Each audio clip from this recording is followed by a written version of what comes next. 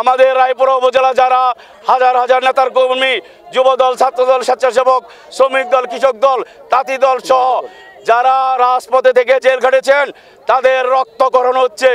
আমরা অবিলম্বে বিএনপি ভারপ্রাপ্ত চেয়ারম্যান তারেক রহমানের কাছে জোরালো আহ্বান, আপনি সুষ্ঠু তদন্তের মাধ্যমে আমাদের রায়পুরা উপজেলা অবিলম্বে এই মনোনয়ন প্রত্যাহার করতে হবে।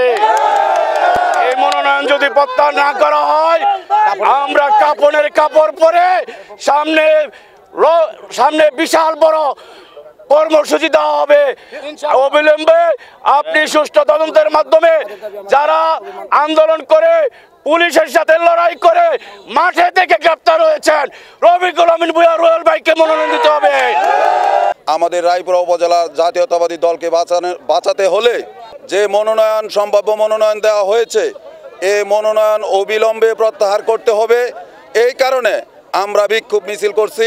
আমরা ত্যাগী রাজপথে যারা ছিলাম তাদেরকে বাদ দিয়ে আওয়ামী লীগকে সাথে নিয়ে যারা আমাদেরকে 17 বছরের জেল জুলুমের হয়রানি করেছে তাদেরকে নিয়ে এই যে সম্ভাব্য ক্যান্ডিডেট উনি দল পরিচালনা করতে চাচ্ছে, ওনাকে যদি মনোনয়ন দেওয়া হয় অচিরে আমাদের দল নষ্ট হয়ে যাবে। সেই হিসাবে আমরা এই বিক্ষোভ করছি এবং আরও কঠোর কর্মসূচি দেব যদি আমাদের ত্যাগীর কোনো মূল্যায়ন না হয়। ইঞ্জিনিয়ার আশরাফ হোসেন বকুল সাহেব উনি আমাদেরকে বলেছেন আমরা নাকি 5টা হুন্ডা 10টা গুন্ডা নিয়ে মাঠে কাজ করছি।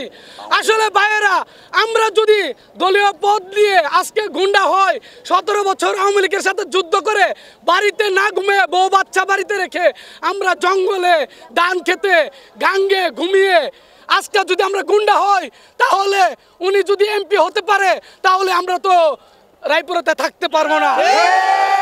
আর আমার একটা কথা হলো, আমরা এই 17 বছরে যুদ্ধ করে খিলাফ হলো, আজকে আমরা গুন্ডার পরিচয় পেয়েছি। আমাদের এই দুঃখ আমরা কার কাছে বলবো? আমরা একটাই বলতে চাই, স্ট্যান্ডিং কমিটির কাছে অবিলম্বে আপনাদের কাছে সবিনয় অনুরোধ করে বলছি, যিনি আমাদেরকে গুন্ডা বলেছে, আমাদের ত্যাগীদেরকে গুন্ডা বলেছে, এই গুন্ডার বিচার আমরা চাই। অবিলম্বে আমরা রায়পুরার মনোনয়ন প্রত্যাহার চাই। আমাদের দাবি হচ্ছে আশরাফ সাহেবের মনোনয়ন যেন প্রত্যাহার করা হয়। সেজন্য আমরা সবাই এখানে উপস্থিত হয়েছি, মশাল মিছিল করতেছি।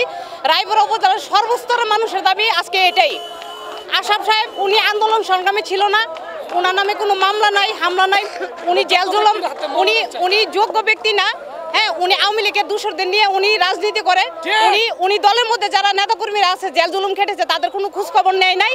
হ্যাঁ, তাদেরকে নিয়ে ছাড়া রাজনীতি করে। এমন নেতা আমরা কেউই চাই না।